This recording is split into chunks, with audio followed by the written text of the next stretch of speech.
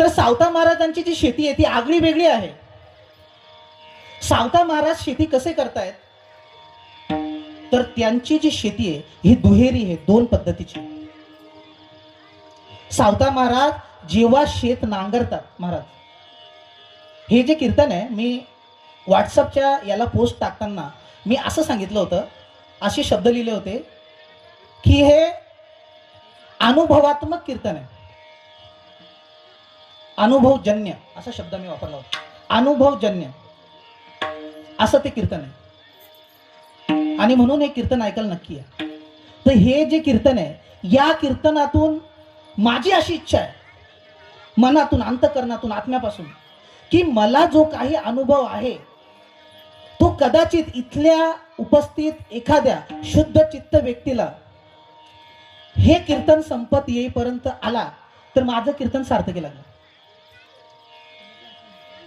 त्यामुळे कीर्तन ऐकताना बारकाईने ऐकता. मी मागच्या वेळेस म्हणलं होतं की बारकाईने कीर्तन ऐका, पण यावेळेस मी आणखीन एक मागणी करतो तुमच्याकडे, बारकाईने तर ऐकाच ऐका, परंतु यावेळेस आहे ना थोडासा भाव माझ्याकडे द्या. तुमचा जो भाव आहे तो माझ्या दिशेने द्या. कीर्तन इतक्या तन्मयतेने ऐका की ईश्वराचा जो अद्वैत साक्षात्कार आहे, हा खूप महत्वाचा शब्द आहे, अद्वैत, तो तुम्हाला झाला पाहिजे. अशा पद्धतीने कृपा करून ऐका. तर हे कीर्तन सारखी नाही तर मी कीर्तन करील पोपटाची वाणी, कीर्तन करील, ते येतील, नारळ देतील, मी निघून जाईल, कोणाचं काही भलं होणार नाही.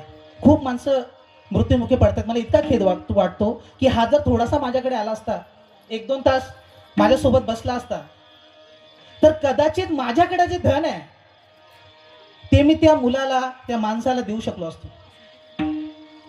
पण ते येत नाहीत, कारण त्यांना असं वाटतंय, अशा भ्रमात ते असतात की मी कधी मरणार नाही, आणि म्हणून ते कीर्तनापुरती येतात, ऐकतात. 1 तासाने ही जी मुक्ती आहे ती होऊ शकत नाही.